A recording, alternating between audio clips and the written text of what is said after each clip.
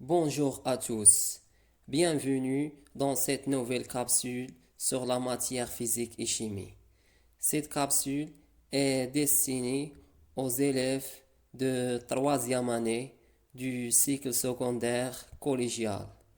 Aujourd'hui, on va corriger l'exercice 23 de la page 90 du manuel Étincelle qui concerne la partie de la mécanique, plus précisément la leçon mouvement et repos.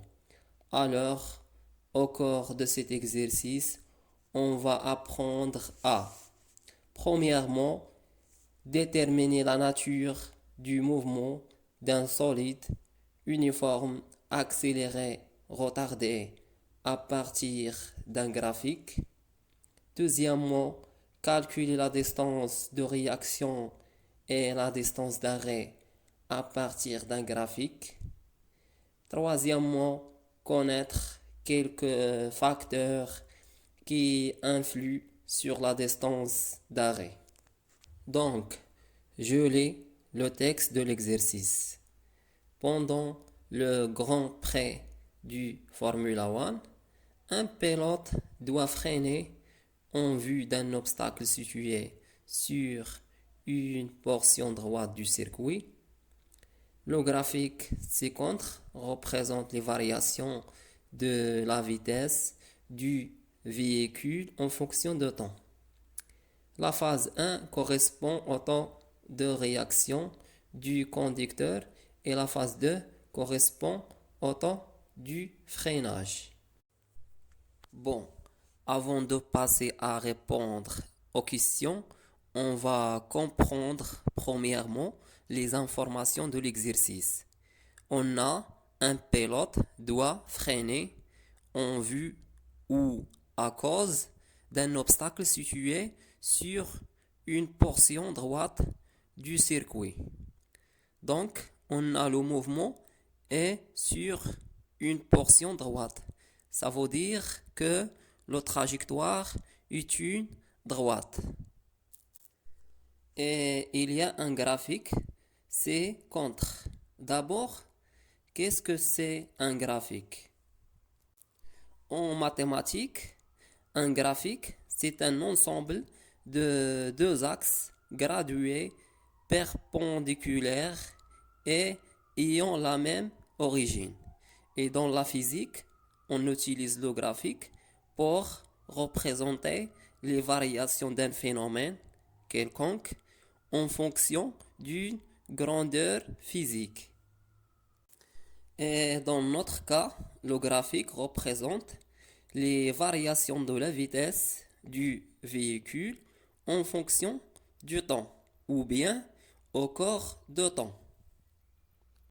On a l'axe d'abscisse qui représente le temps en secondes et l'axe d'ordonnée qui représente la vitesse en mètres par seconde. Et la courbe rouge représente les valeurs de la vitesse du véhicule à chaque instant. Alors maintenant, on passe à la première question. Question 1. Indique la nature du mouvement pendant la phase 1, la phase de réaction, et déduisons la distance parcourue pendant cette phase. Donc, on a deux questions. La nature du mouvement pendant la phase 1 et déduisons la distance parcourue pendant cette phase. D'après le graphique, on observe que la vitesse ne change pas pendant la phase 1 et sa valeur est égale à 50 mètres par seconde. Puisque la vitesse constante dans cette phase, alors la nature de mouvement est uniforme. On passe maintenant à déduire la distance parcourue pendant la phase 1, la phase de réaction. Dans la phase 1, la durée est égale à TR, le temps de réaction, égale TF moins TI.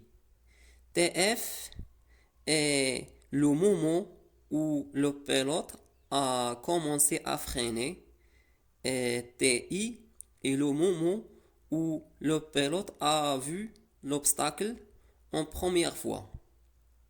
Donc, TR est égal 1 seconde moins 0 seconde d'après le graphique égale à 1 seconde.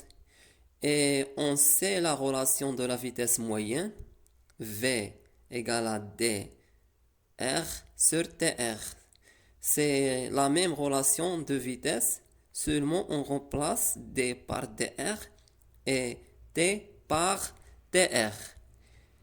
Donc, dr égale v fois tr.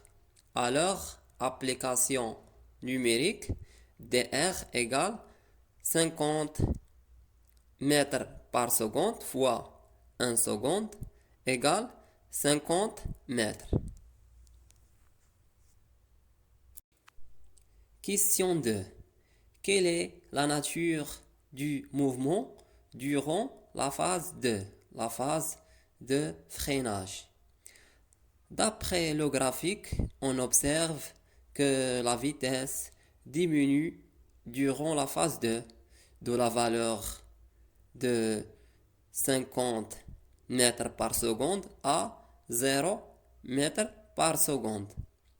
Alors, on dit que la nature de mouvement est retardée. Question 3. Dans la même situation, ça veut dire le même pilote et la même trajectoire. Si le pilote est fatigué, maintenant l'état psychique du pilote est changé et par conséquent, son temps de réaction est 1,5 fois plus important. Le temps de réaction dans ce cas-là est augmenté. Point. Pendant le freinage, phase 2, la distance parcourue est de 125 mètres. On a la distance de freinage df est égale à 125 mètres. La question. Le pilote fatigué sera-t-il alors capable d'arrêter le véhicule à 180 mètres? Dans cette situation, le pilote est fatigué et cette fois, on a le temps de réaction est 1,5 fois plus important que 1 seconde. Donc, le temps de réaction TR est égal à 1 seconde fois 1,5 égale à 1,5 secondes. Donc, la distance de réaction dr égale à V fois TR égale à V, on avait la vitesse égale à 50 mètres par seconde fois le temps de réaction TR égale à 1,5 secondes égale 75 mètres. Et on a la distance parcourue pendant le freinage et df égale à 125 mètres.